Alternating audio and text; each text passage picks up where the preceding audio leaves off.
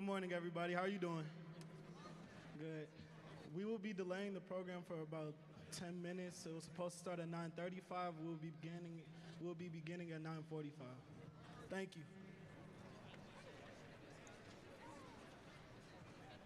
Hey, Tubas, what the hell was that? I want to whisper this, but I gotta say it in a voice. Please don't do that dumb shit. This is as soft as I can say it. Yeah, yeah. Oh, that was dumb as hell. And if we have space, All right, we may stupid bring ass. them on stage. Please don't do that. I'll wait. Oh, I'm not sure, but Carry just on. let them know they can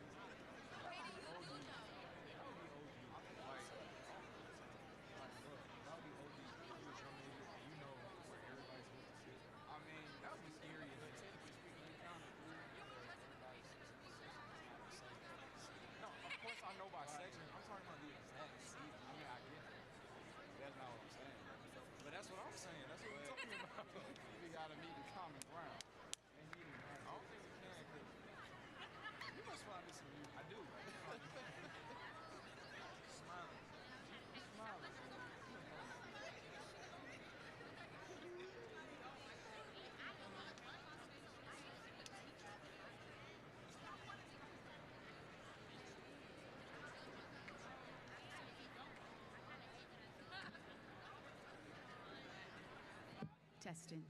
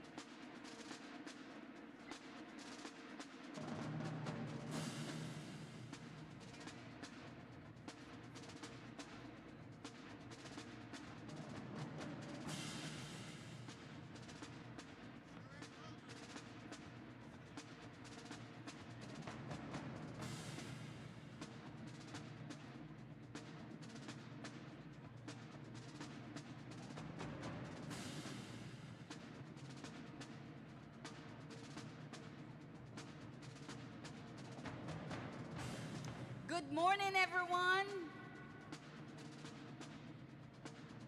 Welcome to the Honors Convocation 2024. We will have the processional and invite our guest platform, our faculty, and our honors graduating seniors and Levi Watkins scholars.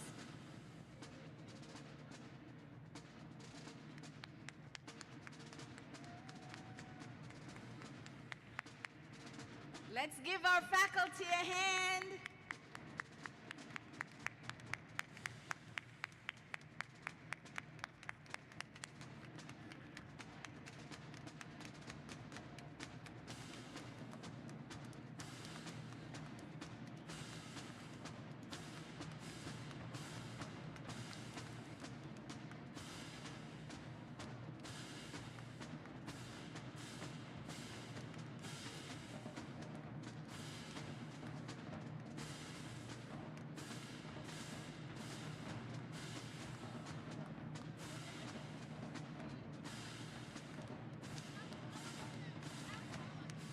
Welcome our platform guests and our faculty.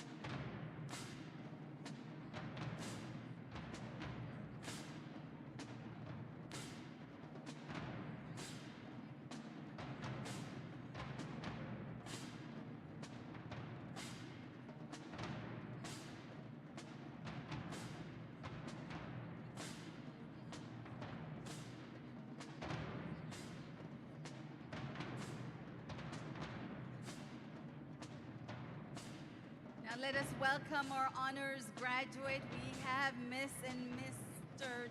TSU, followed by our SGA President and VP.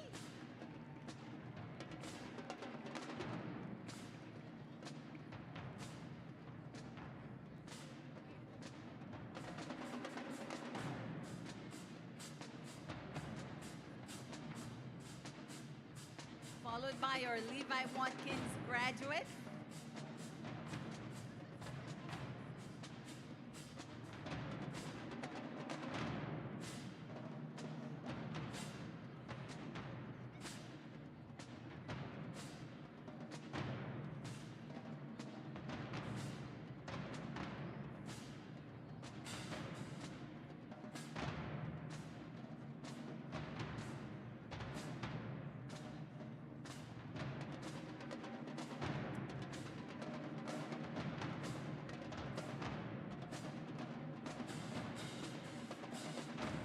Now we will have our president, Dr.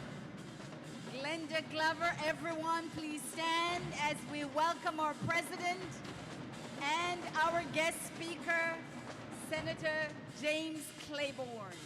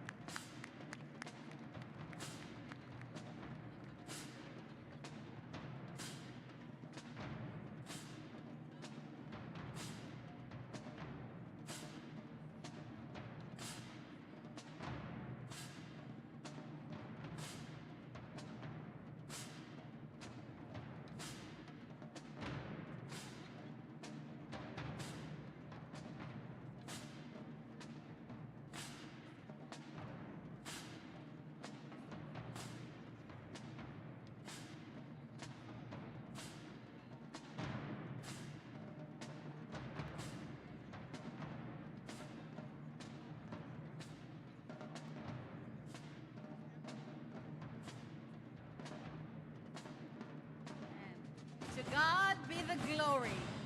Great things he has done. Thank you, aristocrats of bands, for a wonderful rendition this morning. All right. So good morning, Tennessee State University. Welcome to our 11th annual Honors Convocation. I'm Dr. Corrine Jackson, Dean of the Honors College. We are delighted that you have joined us here in the Gentry Center and on TSU live stream to celebrate almost 3,000 Dean's List, President's List students, honors graduating seniors, as well as honors society members and Levi Watkins scholars. We are all gathered here to celebrate also the 60th anniversary of the Honors College.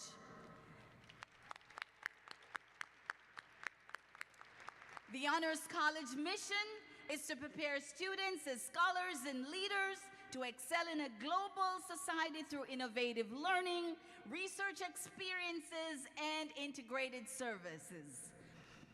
Our convocation theme is Timeless Achievements, celebrating 60 years of honors excellence. We're excited today. We have an exciting lineup for you today, so we want you to have a seat, sit back, relax, and enjoy.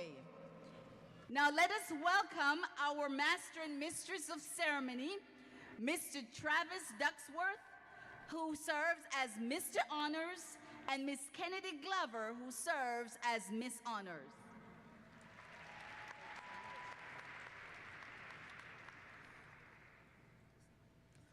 Good morning. I am Travis Ducksworth, a second-year nursing major from Steger, Illinois. On behalf of the entire student body and all of the honor students here today, I welcome you and sincerely thank you for joining us today for the 11th Honors Convocation celebration.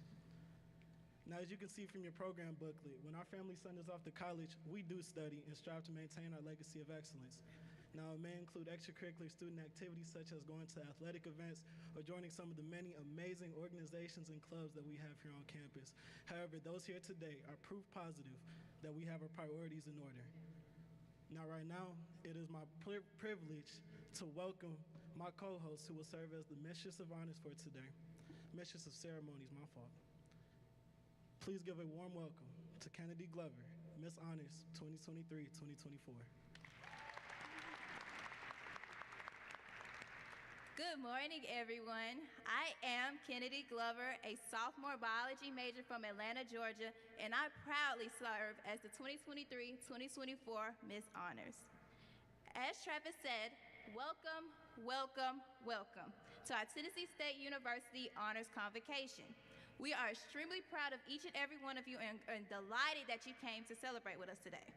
It is my pleasure to present our SGA President, Mr. Darrell Taylor, for meditation. He'll be followed by the TSU ROTC Color Guard's presentation of colors. The recorded version of the university's wind ensemble conducted by Dr. Reginald McDonald performing the Star Spangled Banner, followed by Lift Every Voice and Sing.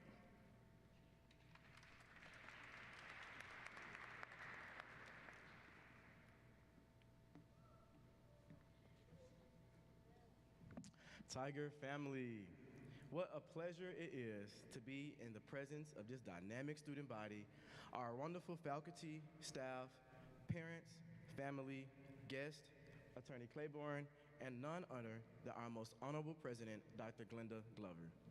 Good morning.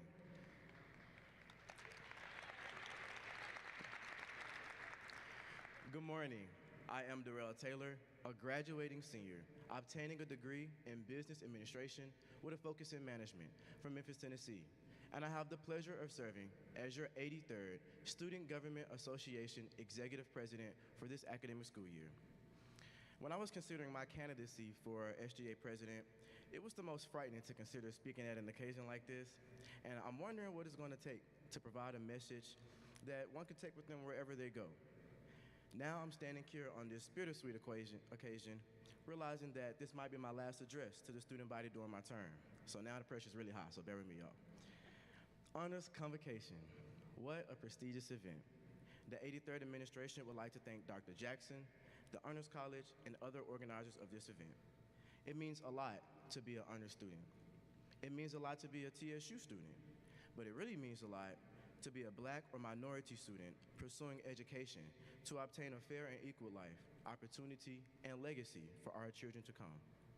I think as college students, we can get quickly caught up in the plethora of assignments or the not-so-fun roommate experience or maybe just the end goal of leaving with a degree. Raise your hand if you're a President's List scholar. Okay. Raise your hand if you're a Dean's List scholar. Raise your hand if you're a first-generation college student. And now raise your hand if you're continuing the legacy as a second-generation or third-generation student.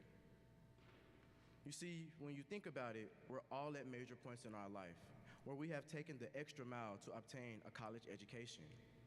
We can understand that education, especially for African Americans, is an essential key to success in this nation. All of us, just by being here, are contributing to our advancement as a people. We've pushed ourselves to become greater than the people before us. And it matters because it isn't always easy. It isn't easy to live a student life every day for 4 years. And it isn't easy to maintain resilience during the ups and downs of college life. When I think about being a student at TSU, I think about what it means to be a tiger. Have you ever thought about why a tiger roars and why it roars so loud? It roars to signal others that the home range is already claimed. I know you're wondering what I'm talking about. Hear me out. It means that we've already claimed our playing field, and we have already claimed our destiny. Across cultures, tiger stripes carry deep-rooted meanings and hold important roles in various symbolic and cultural representations. Tigers symbolize power, courage, and strength. When you're backed against a wall and might question moving forward as a scholar, be reminded of the tiger's power, courage, and strength.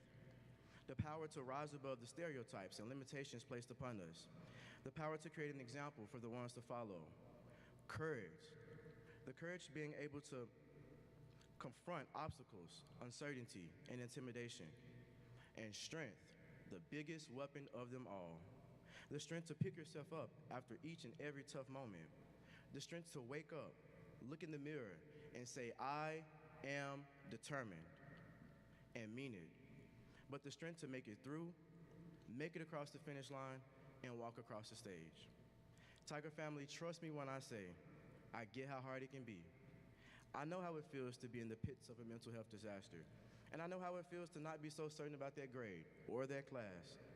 And I know how it feels to be a student in this day and age where we look at our HBCUs and see how great they are, but we also see how undervalued and underinvested we could be by our counterparts. So why does it matter to make a difference? It matters because we must prove them wrong. We must be the change, and we must be the innovation of tomorrow. One of my favorite quotes by Dr. Martin Luther King Jr. is, if not now, then when? If not us, then who? I'll leave you with this. Times are going to get hard, but it's always going to get better. There are going to be some lows, but it'll surely be some highs. There might be some failures, but trust and wait it out and see how sweet the victory will be. Tigers, I want to say thank you. Thank you for giving me this opportunity. It means so much to stand before you as your student government president. I sincerely hope that we've done enough or we've done something to help you feel that you've had the support of your student leaders. I hope we fulfilled the standards that you've set upon us. I'm forever grateful and always appreciative of being able to step into this role. As mentioned, this might be one of my last times before you. If it is, you got this, and I'm forever in your corner. Nothing makes me smile more than knowing I've gotten the chance to share my student experience with each and every one of you. Keep your head high. May God bless you, and may God bless Tennessee State University.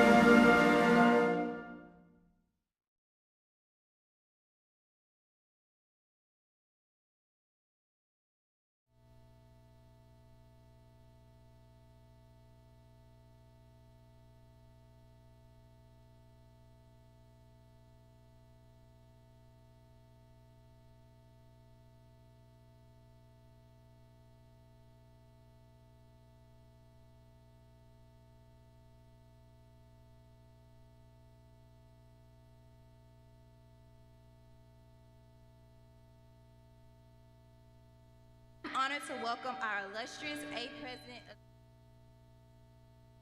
Linda Glover. Please stand to welcome our esteemed presidents.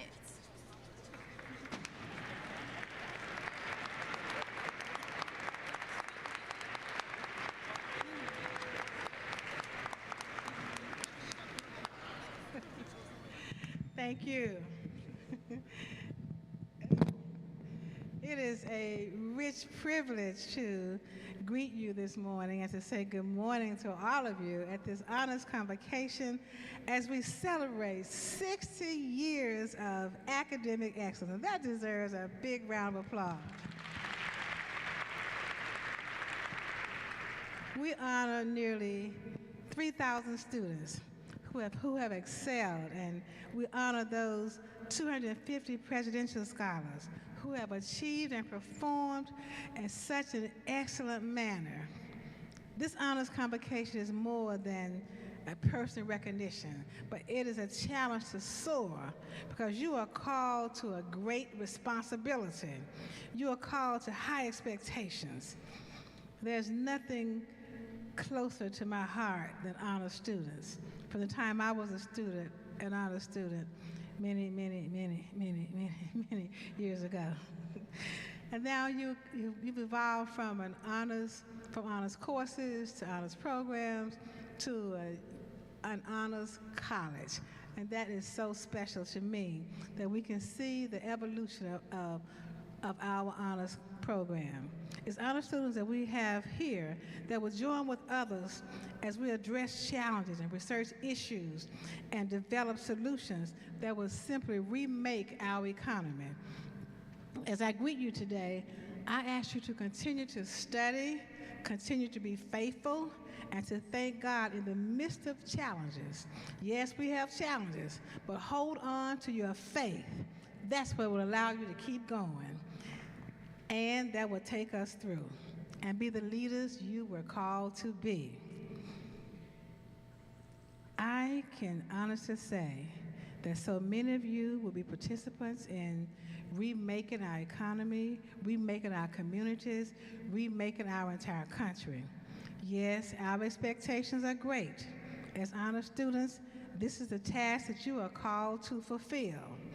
Our economic future depends upon you, our honor students, and others like you, those who have excelled, those who have stayed the course, those who have conquered, those who have dreamed and still dare to dream, those who have persevered and understand the value of education, those of you who will assist in finding a path that leads to the solution of the threats that we currently face, whether it's a global pandemic, whether it's racial injustice, voting rights, threats of underfunding or unfair treatment. You'll be the ones around honor students who will be called upon to solve these problems, to give the future generations the same chance that you had to receive an extraordinary education here at Tennessee State University. This is the service that you are called to render. And I leave with one of my favorite scriptures: trust in the Lord with all thine heart, and lean not to thine own understanding. In all thy ways acknowledge him, and he shall direct thy path. God bless you, honor students. Keep serving, keep working, and you will be all that God has designed for you to be.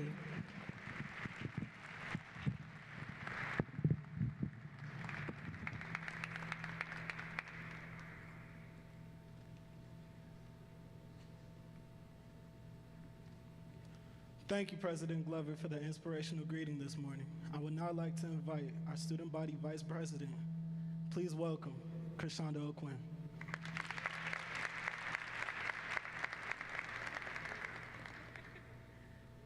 All right. Thank you so much, Travis. Good morning, everyone. As he said, I'm Krishanda O'Quinn. I currently serve as the Student Government Association Vice President for this year.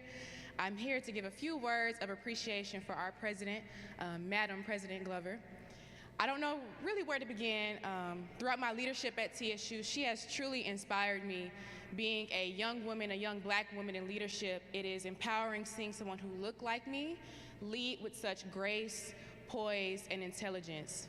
It's very rare to see your university president sit in the university gymnasium for 8 hours, ensuring that students have the money to stay in school. It is very rare to get a call from your university president at 4 in the morning inquiring how students are feeling about their current experience. I don't want this to sound cliche. However, I would not stand here and say anything that I do not believe is true. President Glover has been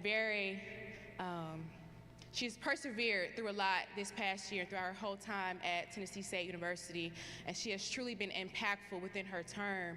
She truly cares about the student and our experience, and to be a student leader working alongside her, it is very great to know that the person that I'm working with truly cares about the students and the students only. President Glover, I thank you so much for being here, everything you've done. We don't want you to leave. However, the legacy that you will leave will be very hard to follow.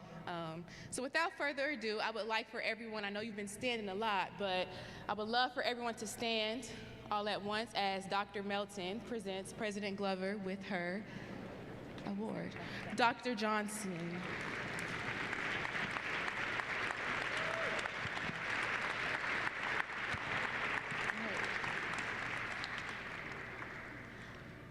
Thank you, Krishanda. You can stay here. I have this wonderful pleasure and privilege to present this inauguration of the President Glenda Glover Speaker Award for Honors Convocation. So going forward, this will be instituted in memory of her legacy at Tennessee State University. When Dr. Glover appointed me as the director of the honors program in March 2013, she commissioned me to start an honors convocation. So this is her brainchild. She wanted to honor you for your outstanding success. So let's give her a hand. Dr. Glover, thank you so much. Thank you so much for all you have done. Thank you for your love for our Tennessee State University Tigers. Thank you.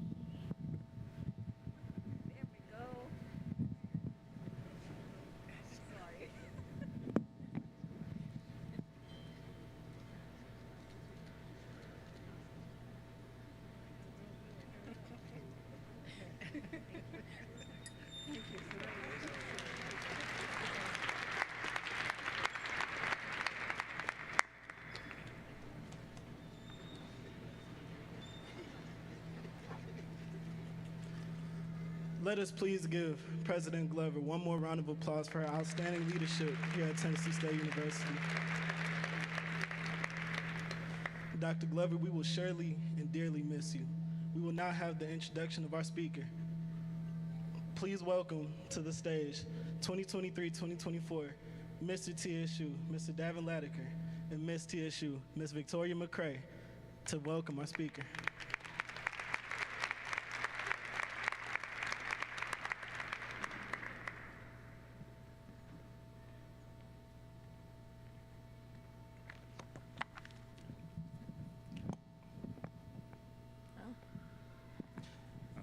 Good morning, ladies and gentlemen. I am Davin Latiker, a graduating senior, majoring in communication with a concentration in integrated marketing and a double minor in general business and computer science from Chicago, Illinois. And I currently serve as your 33rd Mr. Tennessee State University.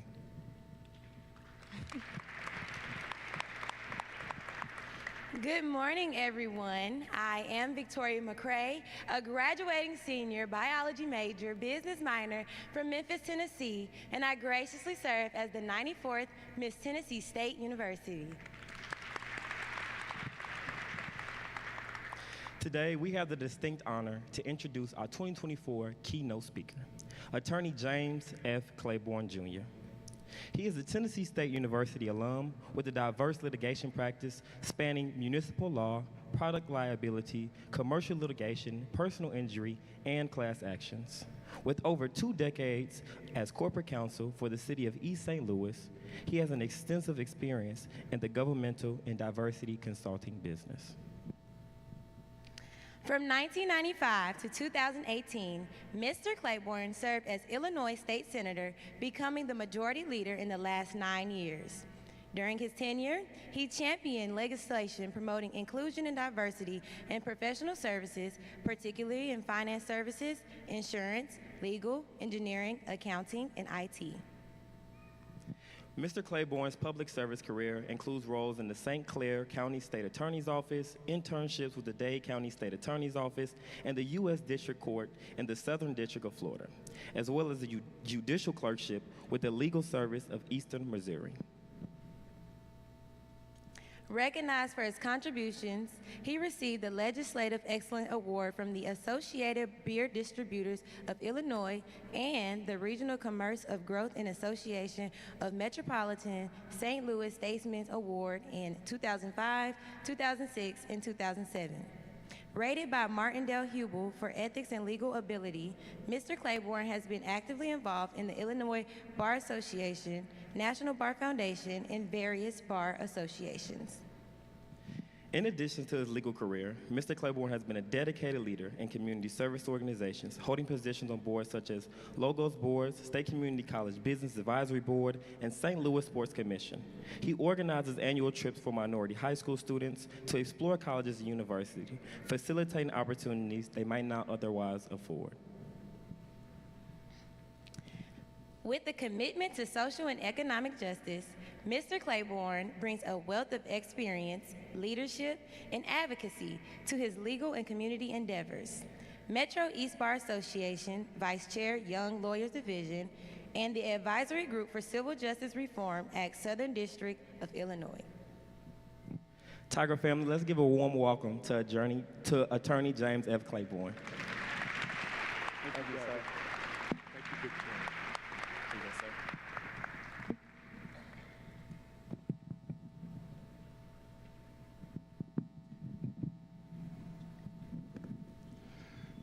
Good morning, everyone. You know, I want to thank Davin and Victoria for such a wonderful introduction. Obviously goes without saying, Dr. Glover is a real leader who has made a difference at this university and will leave an indelible mark on Tennessee State University. I am a second generation graduate. My father graduated from Tennessee State University in 1961, and I was born 2 years later. My mother started here, and that's a whole nother story. Maybe I'll get invited to come back. But my mother started here, and she didn't finish, unfortunately. But because of some of the challenges she experienced, I am who I am today. I've achieved whatever level of success that people say, but for her and my father holding me accountable, they motivated me in a way to excel and be the best that I can. I remember as a little boy, about 5 years old, I think most of my recognition, I looked on my wall and I was reflecting back on this when I wrote the speech the other day. I had 2 things on my wall. I had a Tennessee State University pennant flag, and I had this miniature small crimson and cream paddle on my wall that had Kappa Alpha Psi on it. And I learned the hard way when I came to Tennessee State of what it meant to be a Kappa, a member of the Alpha Theta chapter. Tennessee State was the only college that I applied for. And as a result, this is where I came. My father had a lot of influence on me, and my mother had a lot of influence on me. And as I was standing at the end listening to the band, memories came back, and even I welled up in my eyes because Tennessee State has been very impactful on my life. It has shaped me to be who I am. I've experienced things that I never thought in my wildest dreams that I would experience. And it all came from here.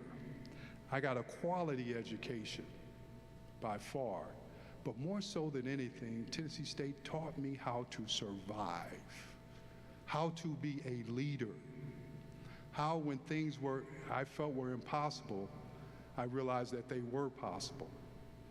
And I'll say this, and I'm skipping through my speech a little bit because I want to celebrate those who have been honored because of your hard work and your commitment, because of the foresight for you to realize that your efforts are worth the sacrifice. But I'll share this with you. You know, when I made the Dean's List, I didn't come to these because my friends weren't on the Dean's List. And so I learned a lot about influence, and I hate that I missed out on such a ceremony as this. In life, we are controlled by our attitude. Our attitude shapes who we are. Our attitude shapes how we approach life. My typical day, I wake up honored to open up my eyes, and I thank God every day for the fact that I get a chance to do something different every day. I get a chance to make a difference and try to make a difference in so many lives. When I was in the 4th grade, and my wife doesn't like for me to tell this story, I'm going to tell it anyway. When I was in the 4th grade, and my teacher was Miss Parsons. And Miss Parsons had, and I was fond of Miss Parsons, Miss Parsons had us divided into 2 groups. Missy, I went to school with Missy sitting over there. And in the first group was the best group. And I happened to be in the second group. And that really bothered me. I saw people over in the first group that didn't know their timetables. I saw people in the first group who they weren't as good as spellers or didn't read any better than I did. And that bothered me. It still bothers me today. And I believe that helped me shape my attitude about life. And as I grew older, I began to understand more and more that I control my own successes, that nobody else could define what I was capable of or what I was able to do if I was willing to make the commitment. So this is the part my wife doesn't like me to say. So in the 4th grade, I was in the second group. When I went to junior high school, I was in the gifted program, right? I was in all the math contests. Do you know what group I was in the 4th grade? I was in the second group. I do well at Tennessee State, graduate from Tennessee State, and get a law school scholarship to University of Miami. You know what group I was in the 4th grade? I was in the second group. I passed the bar the first time. I get a job before I graduate. You know what group I was in the 4th grade? I was in the second group. I get hired by the 4th largest law firm in Chicago. You know what group I was in the 4th grade? I was in the second group. I wake up one day and read my email. And I received an email from the Honorable Yoweri Museveni. He is the president of Uganda in East Africa. He asked me what my availability was to be the keynote speaker for the National Prayer Breakfast in Uganda, East Africa. You know what group I was in the 4th grade? I was in the second group. In 1996, there was a gentleman who was elected out of Chicago. By the way, Darrell, I was the people used to come to me and say, "What part of Chicago are you from?" I told them I was the only brother not from Chicago. I represented, majority of my life, I represented a predominantly white district. But this young man came in, I was the only African-American lawyer, and we bonded, and I was actually his mentor.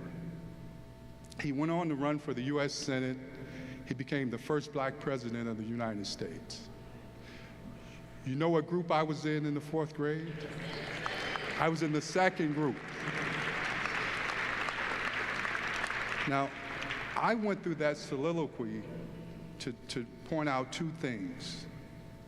One, I decided after my 4th grade, I would never be in the 2nd group again. I decided at that same time, I would never let anyone else define what I was capable of doing. Because I had the ability to control my successes. I have the ability to make a difference in my life because of one thing. You know what that is? My attitude. Your attitude will influence everything that you do in your life. You experience a positive, every morning when I wake up, I experience positive energy because I'm excited about getting up in the morning. When I feel positive, then I try to give others my energy. If you ask me how I'm doing, the first thing that I say is, I'm having the best day of my life. And people respond, you really are having the best day of your life? And I respond, this is the only day that I have. And I'm going to make the best of my day and not wait for another day. When you take a positive approach to life, then you attract people who feel the same way. You may give people energy that they otherwise did not have. So it's important that you have the positive attitude. It's important that you believe in yourself. And it's also important to understand that if you're not in a positive frame of mind, how can you achieve at the highest level? There's you may have heard this quote before, there's a guy who's written a book by the name of John Gordon. And he says, in our mind, there are 2 dogs. Well, since we're tigers, I'm gonna say 2 big blue tigers. And there's the positive tiger, big blue tiger, and there's the negative big blue tiger. Do you know which one grows the most? The one you feed the most. So if you feed that negative voice, that negative tiger, then that's how your day's going to go, because inevitably we have challenges in our life and in our days. But if you feed that positive big blue tiger, when things happen, you know what you do? You see that just as a part of your day. You reflect on it, and do you determine, or is your life determined by how outside circumstances, do they control you, or do you control how you view outside circumstances? I was having a conversation earlier. There are things in my life that I didn't always win. I ran for SGA president. I shouldn't have won, had never been to an SGA meeting, but I had high GPA and I was popular. But the right person won because I had not put the effort into it, right? So that was a learning experience for me. That if you want to be involved, then you have to get involved early on and establish your reputation. And hopefully you get the support. Attitude goes back to you believing in yourself, you having a positive attitude towards life, yourself, and what you're doing. I had a mentoring program for about 17 years, and what I learned from those young men more so than anything, if you don't believe in the outcome, then when things get tough, you're probably going to quit. Quitting, unfortunately, is a habit because inevitably things are going to get tough. Also, people make decisions based upon fear. Think about it. Things that you decided not to do, maybe you were afraid to fail, maybe you didn't believe you could do it. But at the same time, fear is a very strong negative emotion that makes you believe something bad's going to happen.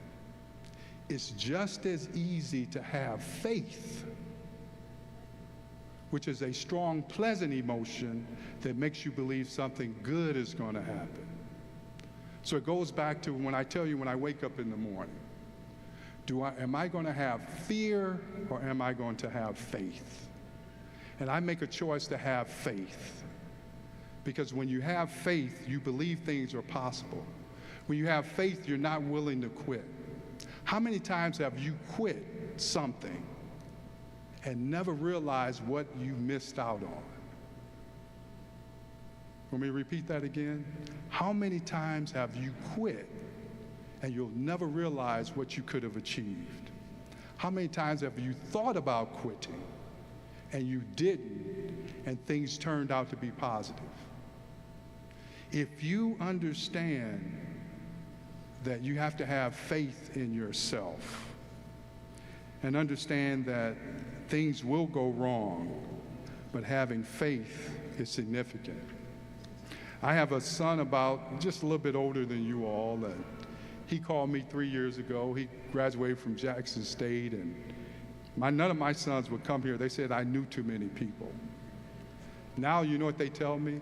Dad, we need to move back to Illinois because you know so many people. But growth happens. But anyway, my son calls me. His name is Jordan. Jordan calls me. He says, Dad, I need to have a conversation with you. I said, okay, Jordan, let's have that conversation. He says, Dad, I'm not graduating on time. I said, okay, Jordan, are you going to finish? He says, yeah, I'm going to finish. So everything went well. He says, Dad, you're not upset? I said, no, I'm not upset. He said, why aren't you upset? I said, because at Jackson State, you can't walk across the stage with your class. I said, so if you continue to allow, he blamed it on the advisor, if you continue to allow others to control your life and you not make sure that you've taken the prerequisite courses, then you're going to have problems in your life going forward on other major events. So he's feeling good now because Dad's not fussing at him, right? So he says, Dad, I need to tell you the other part of the story. I said, what is it? He said, Dad, and this hurt my feelings, it really did. He said, Dad, I'm not going to be like you. He says, I'm not going to be a corporate slave like you. And I said, wow. I said, that hurts my feelings because you're able to have that attitude because of me being a corporate slave, right? I said, I wish I did work 9 to 5. Most days I work 7 days a week. So I said, okay, Jordan, I understand. I said, well, I tell you this. What was your graduation day? And Jordan said, May 7th. I said, well, Jordan, after May 7th, you won't get any more of this corporate slave money.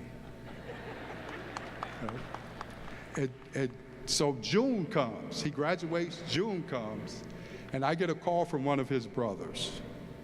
He said, Jordan's saying you won't send him any more money. And I told Jordan, you know, Dad told you he wasn't going to send any more money. Why are you expecting any more money? So after that, Jordan wanted to be a trader. You know, this Forex, I guess you all do. And after Jordan starved for about 6 months, he decided to come home.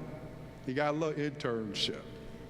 So now Jordan lives in Austin, Texas. He works for Ally. He sells products from their products, which is warranties and their financing products. And he works from Austin to Mexican border. Every time Jordan picks up a dealership, guess what he does? He calls his father to be proud of the fact that what he's achieved. And you know what I tell Jordan now? You're one of the best corporate slaves I know. But I tell you that because sometimes you have to learn. But I say this, Jordan was not afraid. He recognized that there were things that he had to learn. When you have fear, you make decisions not to do certain things. You make decisions to not participate or take risk. And it may cause you to be indecisive. It may cause you to have a whole lot of hesitancy and miss out on opportunities that you never knew about or could have achieved. There's a quote by H. Jackson Brown that says, "There's nothing more expensive than a missed opportunity." Les Brown also followed up and said, "The graveyard is the richest place on earth. It is where you find the hopes and dreams never fulfilled, the books never written, the songs never sung, the adventures never shared, the cures never discovered, because someone was too afraid to take the first step, to keep with the problem, and to determine to carry out their dream." I want to tell you that, and I'll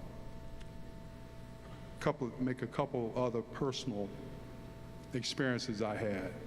And so I leave here and I go to the University of Miami, and believe it or not, that was the first time in my life that I had ever been a minority that I knew of. I grew up in an all-black town. My doctor was black, who was actually my great uncle, graduated from Meharry. My dentist was black, my police chief, the fire chief, the mayor. So I didn't know that there wasn't black excellence. So I'm sitting around and I go to school with this, it's our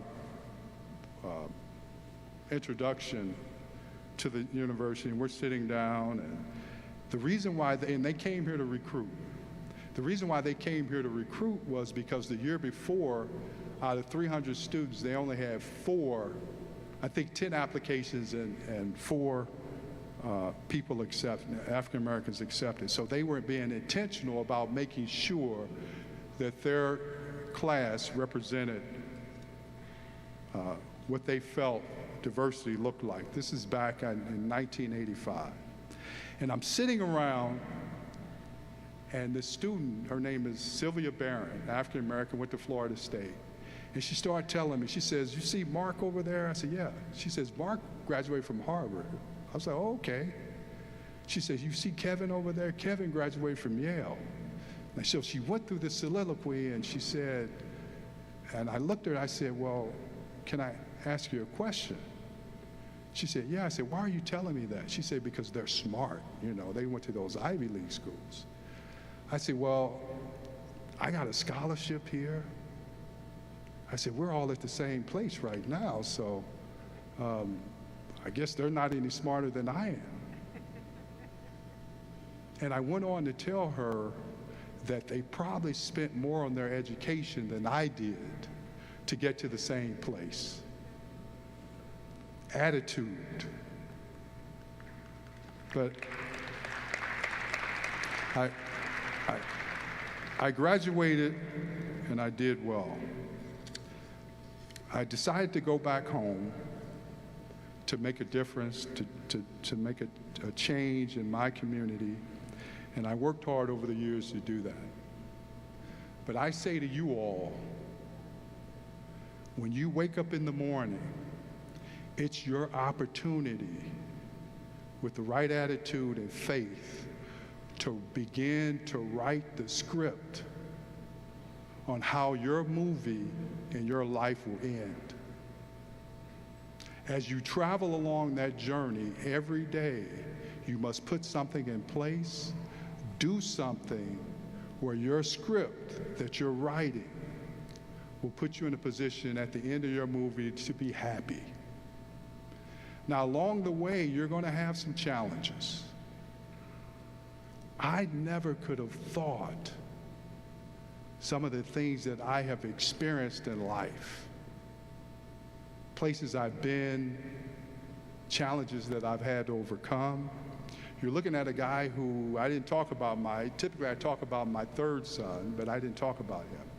But you're looking at a guy who at 38 years old had kidney cancer. I was fortunate enough that one of my sons, I was on dialysis for about 18 months, still worked. I was in the Senate. People didn't know I was on dialysis. But that didn't define who I was. I was never down. It was inconvenient. But I always believed in the outcome. I had a son one day, my third son called me. He says, "Dad, I don't like what you're going through." And I'm like, "Son, it's not going to happen." And he's like, "Dad, I need to share this with you." He said, "It's not about you." He said, "It's about us. It's about what you mean to us." And he says, "If I'm not able to do this, then fine, but I need to know." And I guess in long story short, we both won, and I'm appreciative of him. I was in the Senate that time. I was the majority leader. Now, what does the majority leader mean? And I'm going to sit down, Dr. Jackson, and I appreciate you being here, invited me. But it meant that I was the second most powerful state senator in Illinois. Now, the problem was, again, I ran for Senate president, and the current president, well, the president who became president, we said whoever won will make the next person the majority leader. So unfortunately, I had two of my colleagues from Chicago that looked like me that chose not to vote for me. But I say that didn't get me down. I used that role effectively to try to position and create opportunities for minorities and women who typically had not been able to participate in the state procurement process. I took that position, and the reason why I'm telling you this, I took that position coming from a majority white district, but it was the right thing to do. So whatever happens, whatever your script, whatever part of your movie that you participate in, I believe that God ordains you when you're in a position to make a difference. And if you don't stand up and do what's right, why are you there? Attitude. Fear versus faith. So if I leave you with anything, I want you to have the right attitude every day, so you write the positive script of your life, your movie, on how you're going to end that movie. Along the way, have faith rather than fear. And along the way, be positive about outcomes. Make sure that you associate with the right people. And I'll leave you with this. And I'm going to tell Jordan that I talked about him throughout this speech.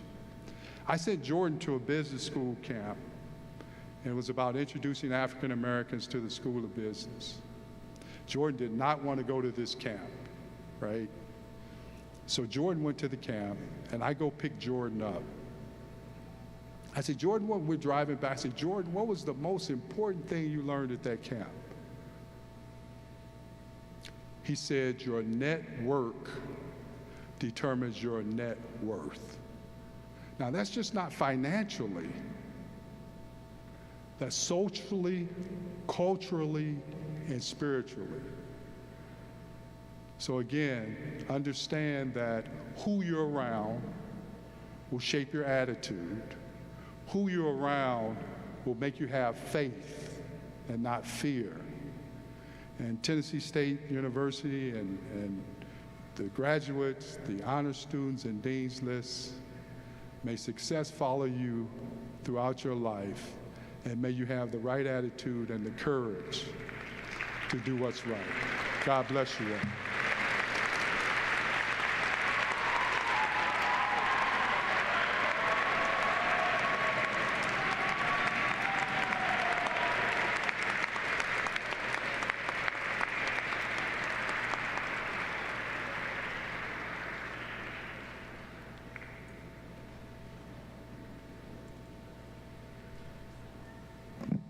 Attorney, you have made TSU proud. We thank you for your words of wisdom to our students and sharing your stories. I like the one about the son especially, because we all have sons who come asking for money. So thank you again, and let's give him one more round of applause, please. And we present to you this Speaker Award. It says President Glenda. Is this my same award? Okay, this is Speaker Award, President Glenda Glover Speaker Award, our 2024 Honors Convocation. Thank you. God bless you. God bless you. Dr. Jackson. Dr. Jackson.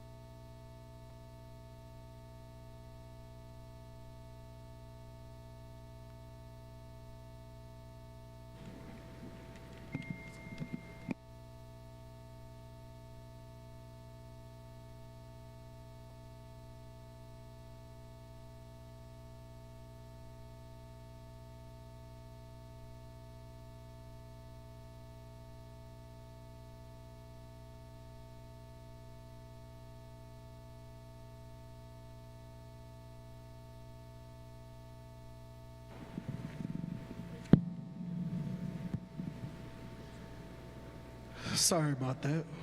Thank you so much, Attorney Claiborne. Can we please give him another round of applause? Thank you so much for coming here today. Thank you for your inspirational and motivational words. On behalf of everybody here today, once again, we do appreciate your presence. We will now have a reflection on the Honors College by none other than the Dean herself, Dr. Corrine Jackson.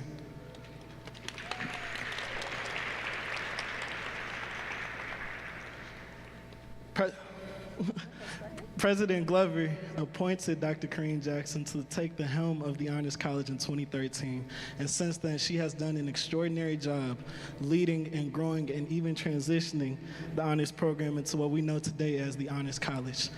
Please give another warm welcome to Dr. Corrine Jackson. Thank you, Travis. Thank you all so much. Ladies and gentlemen, I'm so pleased to report that God has truly blessed Tennessee State University with the finest president, Dr. Glenda Glover. The finest board members, board of trustees. The finest faculty.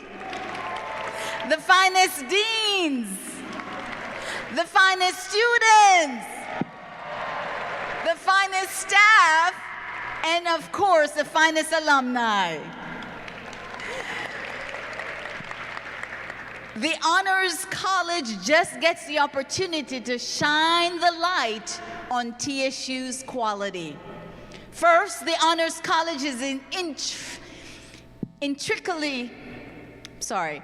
it is woven into the fabric of the 8 colleges of Tennessee State University. We are not an island unto ourselves.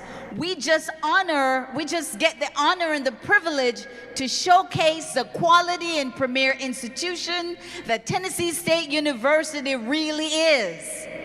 It's a public institution that produces academic excellence in every college, every discipline, and every major. Do you believe that? Of course, the Honors College just gets the privilege to take the best and brightest of our our institution to showcase them at national, regional, and local conferences. We are known as top HBCUs in research. We have won first place for the last consecutive 3 to 4 years. Our students are top in Quiz Bowl. Our students are doing some phenomenal job. And we just want to take the opportunity to recognize all of our honor students. Will you please stand wherever you are in this building? Please stand up.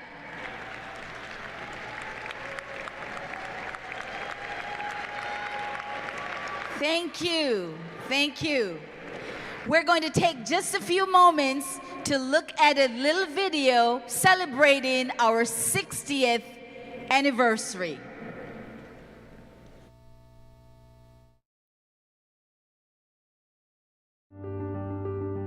I'm Corinne Jackson, a native of Jamaica, and I have the distinct pleasure of serving as Dean of the Honors College at Tennessee State University. Dr. McDonald Williams, who helped to lay the foundation of the honors program in 1964, became the first director in 1966 and served until 1988. Dr. Jane Elliott took up the baton. Then it was passed on to Dr. Mayubuye Monanabela, who then handed it to my predecessor, Dr. Sandra Holt. I began thinking about next steps and proposed to President Glover about transitioning to an honors college. She was elated. On January 15th, 2016, we transitioned from an honors program to an honors college. This transition to an honors college launched us into a higher level of academic standards. My name is Tyrone Miller. I'm the director of the Honors College, and I've been a part of the Honors College since 2016.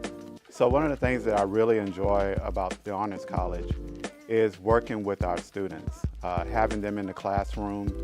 The students are really enthusiastic about leadership and improving themselves. And so sitting in the classroom with them where they bounce those ideas off of each other is always a rewarding experience. I came into the Honors College, well, I first found out about it when I was still a senior in high school. They reached out to me early. It was Miss Trudy Thomas, Dr. Jackson, and Dr. Tyrone Miller, the best people in the world. Being a part of the Honors College has given me multiple opportunities that I don't feel like I would have found anywhere else. As secretary, I've gotten the opportunity to communicate and network with tons of students, my classmates, my upperclassmen and lowerclassmen, and just help them get opportunities to join the Honors College and benefit from some of the same opportunities I've gotten. When I was a freshman, the Honors College gave me a sense of community here at Tennessee State University. Originally, when I applied, I wasn't going to apply for the Honors College as well. When I applied for the school, I was just going to be a regular student here, but making the decision to be in the Honors College was probably the best thing I could have done for myself, because it gave me a whole different network of students, and not just regular students, but student leaders and those who are focused on their academics and everything that I was trying to accomplish as well. The university's Honors College welcomed me with open arms at the beginning of my freshman year. I came in and spoke with advisors to help me handle any issues or problems I had from the start. They helped me with my financial aid, they've helped me with my advisement, they've helped me with my own family issues and things of that nature. It was Dr. Jackson who took me to the side and she said, "It's good, everything is gonna be okay." And she gave me all the comforting words. Dr. Miller has always had a smile for me, and I've taken classes from both of them. Some of the other opportunities I found out about as a student in the Honors College is study abroad, where students get the opportunities to learn more about other countries and study there. We also have Honors TED Talks, where students can come present their research to their peers. Not only did the Honors College give me a sense of community, but it allowed me to expand my capacity to serve as a student leader as Mr. Honors and the Honors Council. So that was a blessing in itself. The University Honors College continues to help me with networking with students and mentors on and off campus. Along with mentorship, I've been able to network with people with postgraduate plans, as well as to help me to get to my career goals. We are so proud of the Honors College. In fact, this is my crowning jewel, to see the Honors College evolve from a program, when I was here, it was an honors program, to an honors college. I'm so appreciative to Dr. Jackson, to her team, to the students. We have such outstanding students. I'm so appreciative and I'm so proud of our students. Thank you all for the hard work, and let's celebrate together. Happy 60th. Please join me in congratulating the honors students, honors faculty, and honors staff for 60 years of academic excellence. Happy 60th anniversary to the Honors College. Happy 60th anniversary to the Honors College here at Tennessee State University. Happy 60th anniversary to the Honors College. I'm wishing you many, many, many more years and wonderfulness and excellence. Happy 60th anniversary to the Honors College here at Tennessee State University. And shout out to the Honors College. Happy 60th anniversary. Thank you for everything that you've done for not only me, but all the other students that have passed through here. Happy 60th anniversary to the Honors College!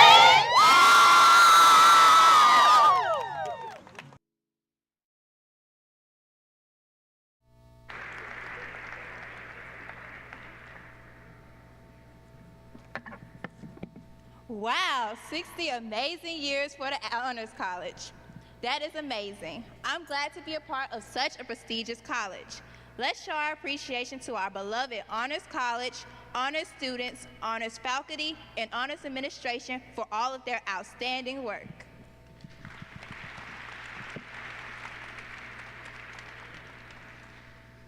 Now is the portion of the presentation that you all, and myself included, have been anxiously awaiting.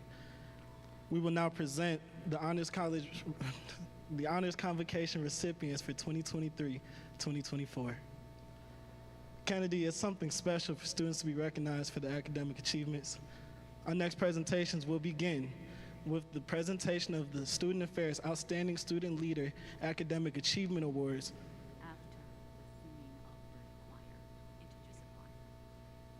Okay. After the presentation of the Student Affairs Outstanding Student Leader Academic Achievement Awards, which will be followed by the presentation of the students in the university-wide Honor Society. But before this, we will have a rendition from the choir.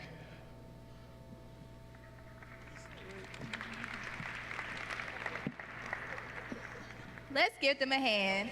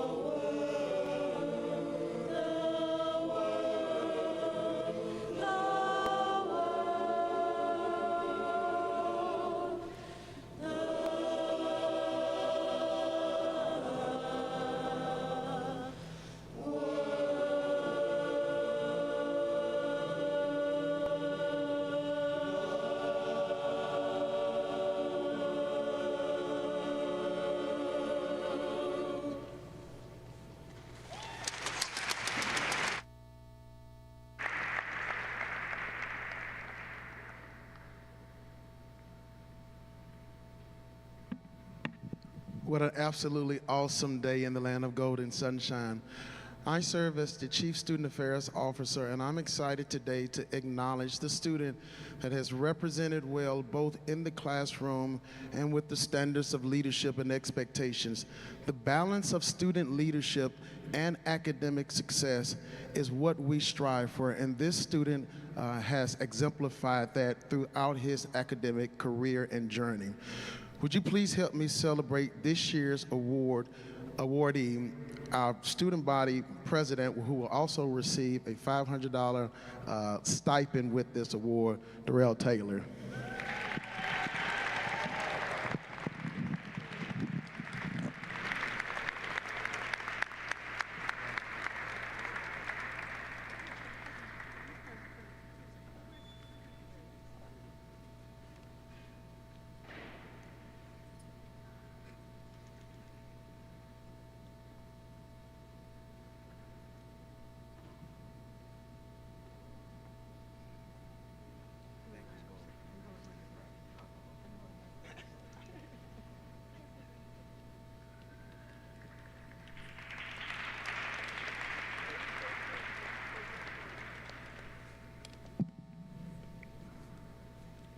Good morning.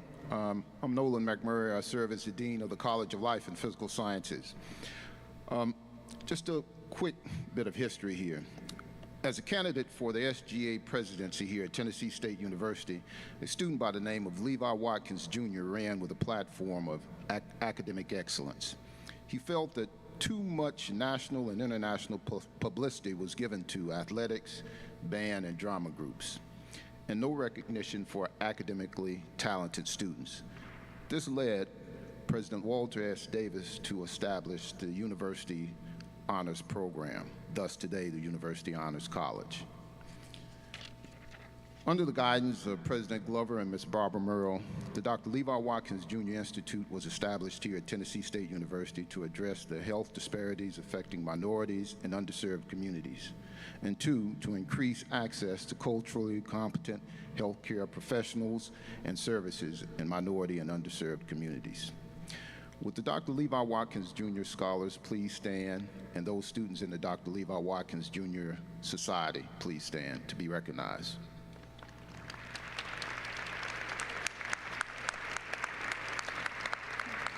Thank you. And I'd also like to recognize Ms. Barbara Murrell, the chair of the Dr. Levi Watkins Institute, if she's here.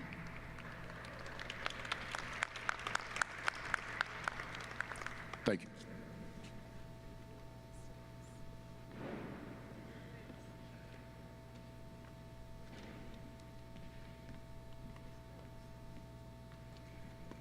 Good morning. My name is Kenita Stokes, and I serve as Associate Athletic Director for Academic Services. I am proud to present our Honors Student Athletes. Will all Honors Student Athletes please stand and remain standing?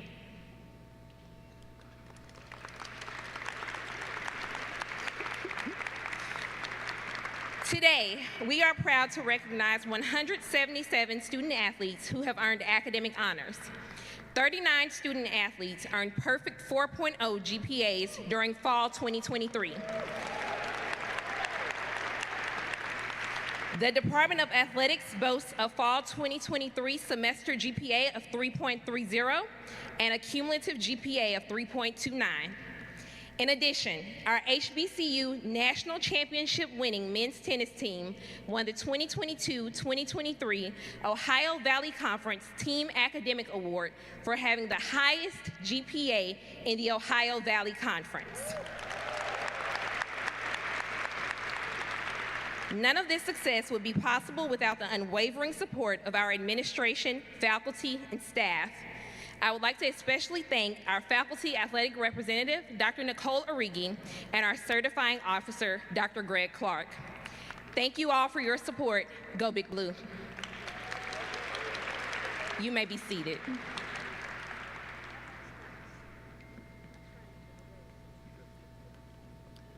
My name is Dr. Tyrone Miller, and I'm the director of the Honors College. Today, we want to acknowledge and recognize the members of the 5 university-wide honor societies. Membership in each of these honor societies is open to students of all majors. Would the students who are members of Phi Eta Sigma please stand? Phi Eta Sigma is the National Honor Society rewarding first-year collegiate scholarship, the oldest, and it's the oldest and largest first-year honor society. Would the members of Tri Alpha please stand? And everyone who I'm calling to stand, please just stay standing. Would the members of Tri Alpha please stand? Tri Alpha is the first honor society for first-generation college students and was founded in March 24th of 2018. The TSU chapter was chartered as the Zeta Omicron chapter in 2021, and it's the second HBCU to have a Tri Alpha chapter. Would the members of Alpha Kappa Mu please stand as well? Alpha Kappa Mu was founded at Tennessee State University, which was known at the time as Tennessee Agricultural and Industrial College, as the first National Honor Society to be established at a HBCU for African Americans. It has now more than 75,000 academically gifted and talented members. Would the members of Golden Key International Honor Society please stand as well? The goals of the society is to recognize and encourage scholastic achievement and excellence in all undergraduate fields of study. Students who are in the top 15% of their junior and senior class are encouraged to become members. The TSU Golden Key chapter was chartered in May 1978. And I will let the advisor for the Honor Society of Phi Kappa Phi introduce them a little bit later. But the Honors College would like to express our deep gratitude and appreciation to both current and former advisors, administrators, faculty, and staff for recruiting these such outstanding students and assisting all of our TSU Honor Societies. Most of all, we congratulate all of the inducted members of these honor societies for their hard work and their academic achievements. Give them a hand. You may be seated. Thank you.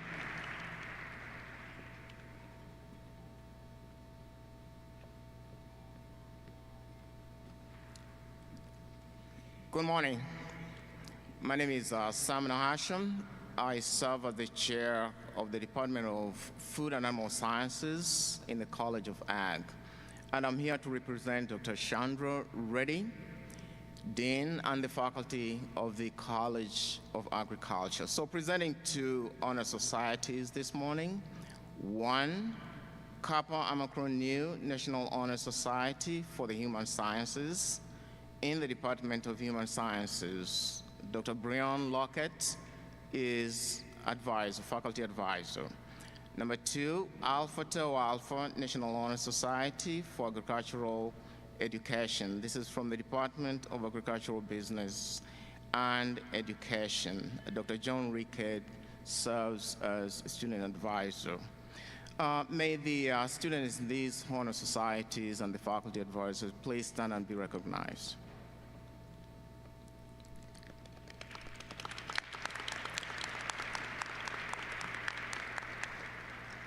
Thank you very much. Congratulations.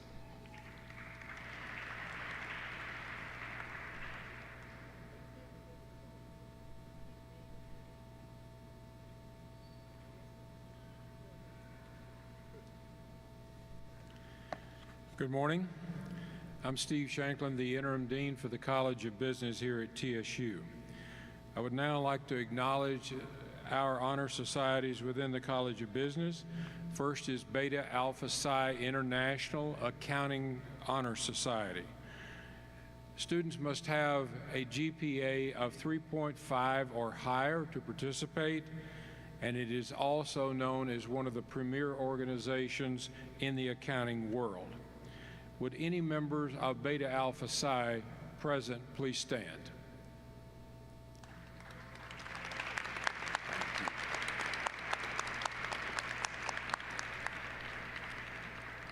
Also, the International Business Honor Society, Beta Gamma Sigma, which was chartered here in the 1990s, recognizes the top 5% of graduating business students.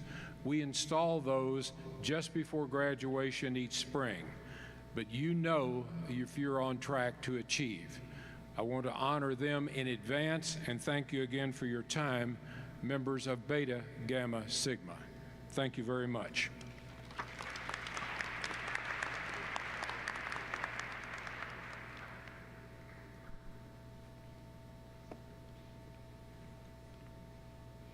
Good morning.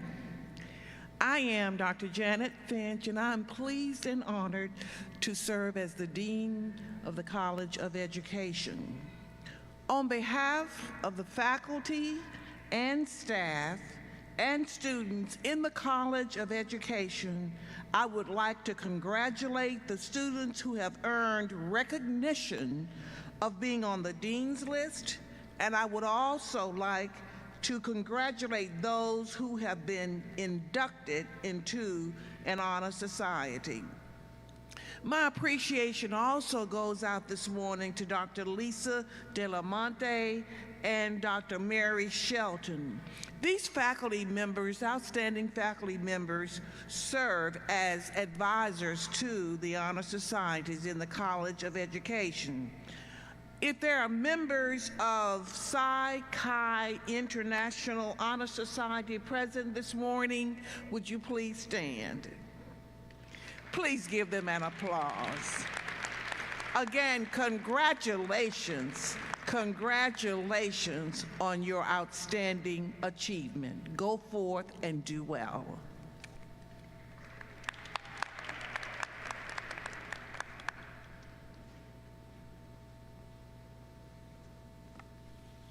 Good morning. My name is Lin Li, currently serve the interim dean in the College of Engineering. The College of Engineering has two honor societies. Eta Kappa Nu is the International Honor Societies in the College of Engineering for the IEEE, Electrical and Electronic Engineering. The second honor society is Phi Alpha Epsilon. It is the honor society for architectural engineering. Both are well recognized in the engineering communities. I would like to acknowledge all of those members. Would you please stand and be recognized? Thank you.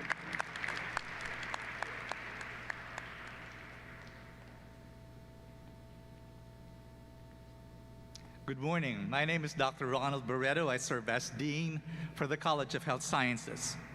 On behalf of the faculty, staff, and students in the college, I'd like to congratulate the students who have earned the recognition of being in the Dean's List. I'd also like to congratulate the individuals who've been inducted into our respective honor societies in the College of Health Sciences. The first honor society in the College of Health Sciences is Lambda Beta. Lambda Beta is the National Honor Society for Respiratory Care. The letters L for Lambda and B for Beta means life and breath, which is what professionals in respiratory care provide. My appreciation goes to Dr. Brenda Batts and Professor Fidemis Levique, who serve as Honor Society advisors. To the members of Lambda Beta, congratulations on your achievement.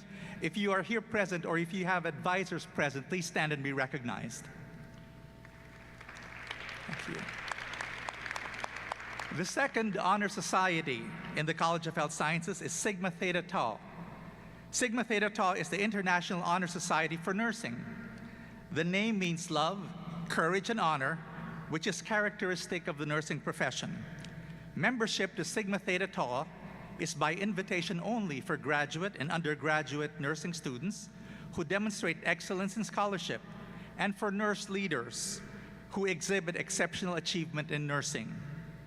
My appreciation goes to Drs. Lovelace, Kennerson, and Brown, who serve as the Honor Society's advisors. The members of Sigma Theta Tau will be identified and inducted after the convocation. The third honor society in the College of Health Sciences is Upsilon Phi Delta.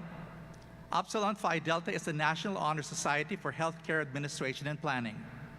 The name of the society is derived from the Greek words for health, care, and administration. Upsilon Phi Delta recognizes, rewards, and encourages academic excellence in the study of healthcare management and policy. My appreciation goes to Dr. Elizabeth Brown, who serves as the Honor Society's advisor. To the members of Upsilon Phi Delta and to the advisors, if you're here, please stand and be recognized. Again, on behalf of the College of Health Sciences, congratulations on all the honor recipients this year. Thank you.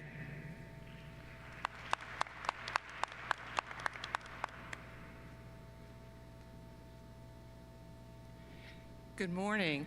I'm Dr. Samantha Morgan Curtis, and I'm privileged to serve as the Dean of the talented students, faculty, and staff of the College of Liberal Arts. The College of Liberal Arts operates as the home of 7 departments with 11 undergraduate major programs. And today we recognize the honor societies within our college's disciplines. Alpha Phi Sigma Criminal Justice Honor Society, Advisor Dr. Lynette Barnes. Any of these members, if you are here, please stand to be recognized.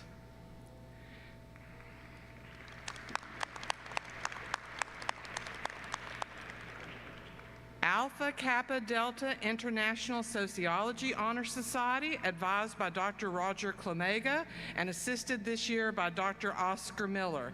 Any members here, please stand to be recognized.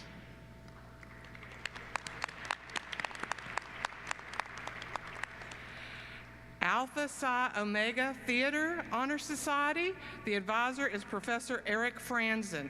These folks may not be here right now because they're preparing for a production of Rent that opens this week. But if you are here, please stand to be recognized.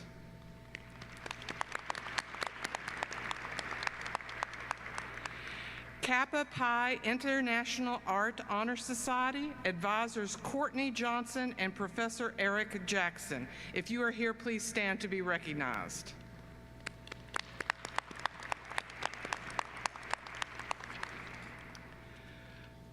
Phi Alpha Theta History Honor Society, advised by Dr. Kesha Brown and Dr. Andrea Ringer. If you are here, please stand to be recognized.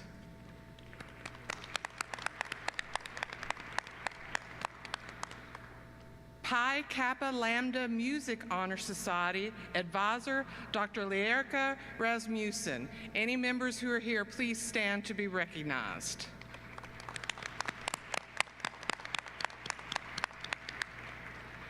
Pi Sigma Alpha Political Science Honor Society, Dr. John Miglietta and Dr. Shamika Cathy, advisors. If you are present, please stand to be recognized.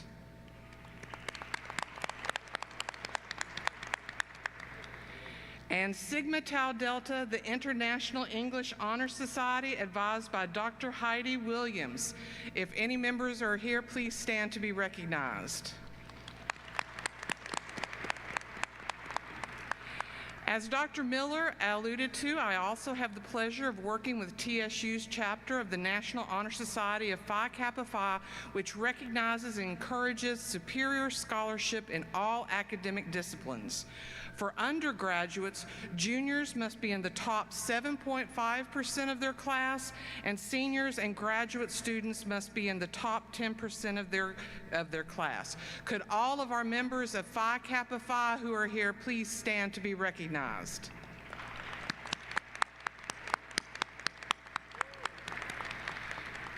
We are so proud of our students and their commitment to excellence, and we thank you.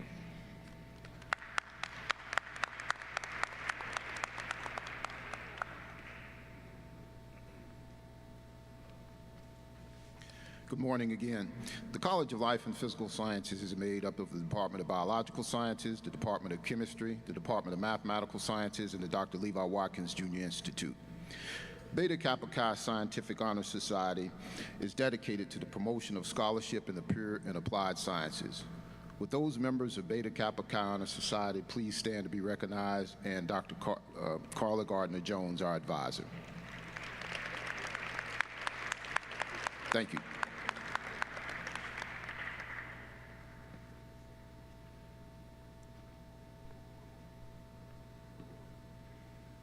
Life is good. Ladies and gentlemen, first I would like to acknowledge our Board of Trustees. Yes, Boy, and if you would stand, please. Dr. Pinnock and our faculty trustee, Bill Johnson, as well as our special guests in the audience. And I have the pleasure of asking our faculty, staff, and administrators if you would please stand up at this time. Oh yes, it's your time. Thank you. Students, thank you. And please remain standing. Ladies and gentlemen, I come to you as your interim provost, Robbie Melton, and I have the pleasure, Dr. Glover, of introducing those students with a 4.0 GPA. Will you please stand up? Woo! Again, a 4.0. Faculty, deans, thank you. Keep standing. And you should have your medallion on you. And yes, and as you are standing, parents, let me share something with you. I said a 4.0. That's not only at TSU, but that is around the world. We are recognized as Tennessee State, and you have the highest honors of all here at this university. Thank you all very much.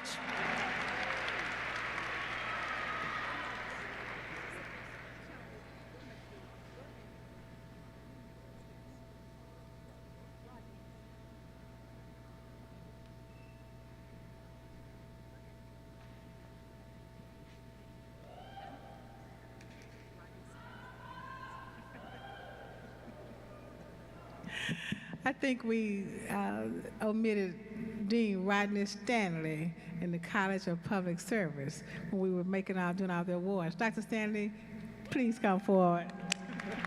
Thank you. Thank you, President Glover. On behalf of the College of Public Service, I would like to recognize, on behalf of the faculty and staff, 2 of our honor societies. First, for the social work program, the Honor Society is Pi Alpha, and I'd like to recognize Dr. Donna Dopwell, if she's here today. Our second Honor Society is a new Honor Society that I just received word last week was approved for our Urban Studies undergraduate program, and that society is the Upsilon Sigma Society, and the advisor is Dr. Kara Robinson. For all the students in the College of Public Service, be stand and recognized for this tremendous honor at Tennessee State University. Thank you.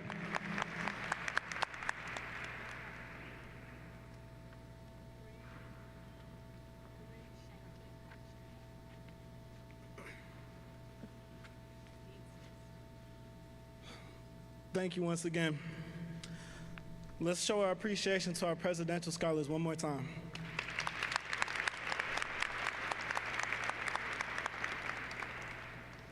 We will now honor our Dean's List scholars. Here to make the presentation for the Dean's List scholars is Dr. Stephen Shanklin, Interim Dean of the College of Business.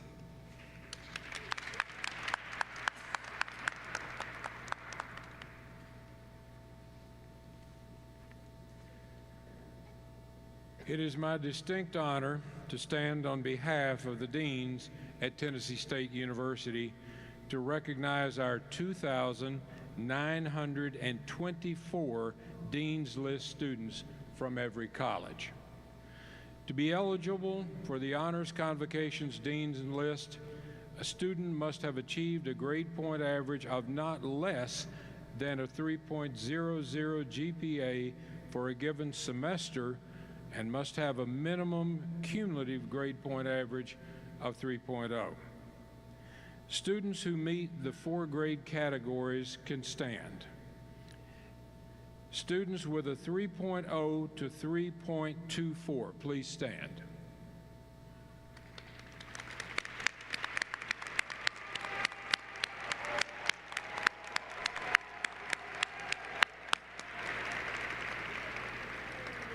Students with a 3.25 to 3.49, please stand.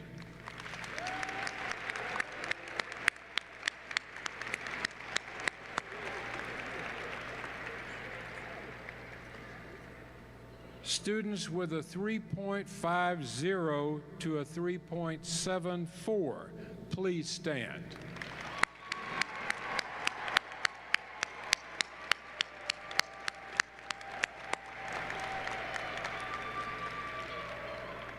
And finally, students with a 3.75 to a perfect 4.00, please stand.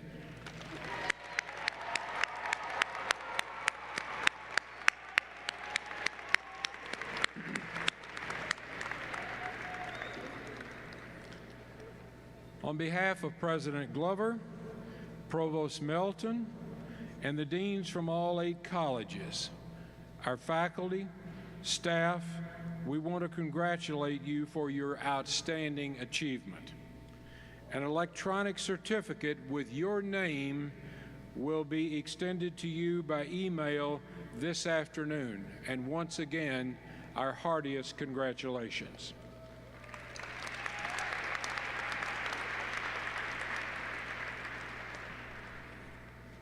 I am proud to announce our next presentation. Dr. Jackson will now present the university's Honors College graduating scholars. Thank you, Kennedy. Today we want to recognize our Honors College scholars, but before I do so, I want to allow you to see the staff of the Honors College. Dr. Tyrone Miller, would you please stand? Ms. Sierra, will you please stand? Ms. Sierra Thomas and Ms. Shayla Bond. Thank you, thank you.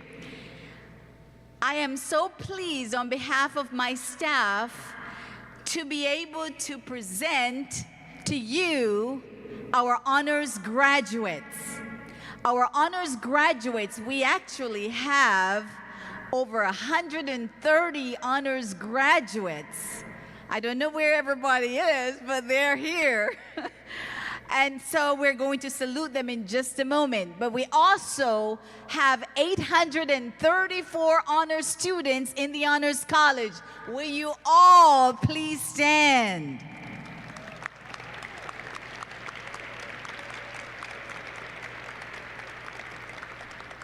So, thank you. For our class of 2023-2024, we certainly want to thank you for your hard work and for your excellence in the classroom and in all the things that you do for the Honors College. We are so proud of you. Our students, in order to graduate with the honors distinction, they have to take up to 12 honors courses, well, should I say 12 honors credits of additional courses on top of their regular courses, all right? And they have to maintain a 3.25 and above GPA to be recognized with the University Honors College. So I just want to say congratulations to all of you and to let you know that we're proud of you. We have a lot of students standing here who have been accepted to law schools, medical schools, graduate schools, and have landed high-paying positions. Wave your hands for all those that have been recognized today. Thank you so much.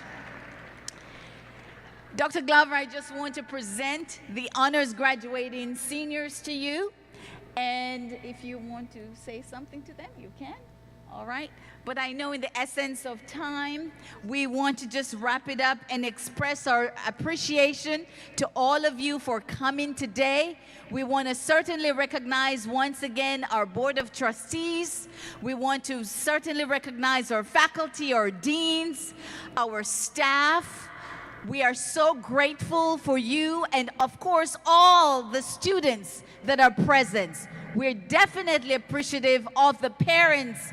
Let us see all the parents and relatives who came today. Would you please stand to be recognized?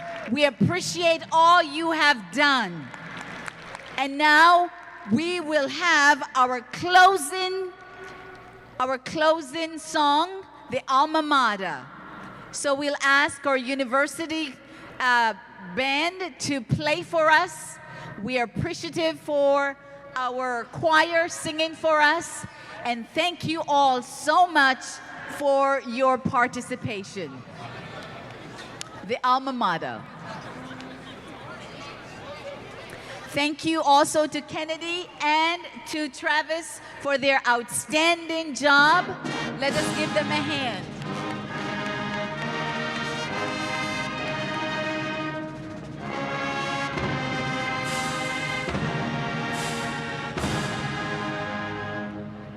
In the land of sunshine,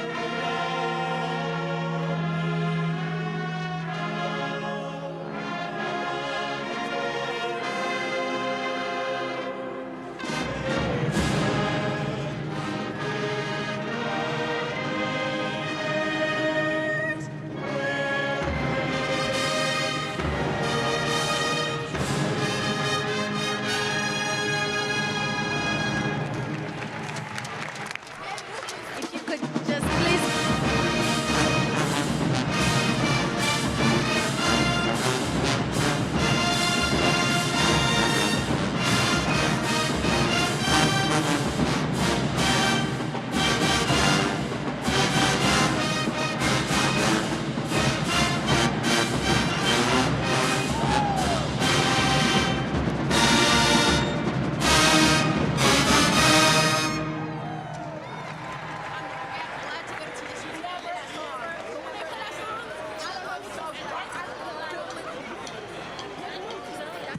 We would like to have all the Honors College students come over and sit in this section over here. We're going to take a group picture.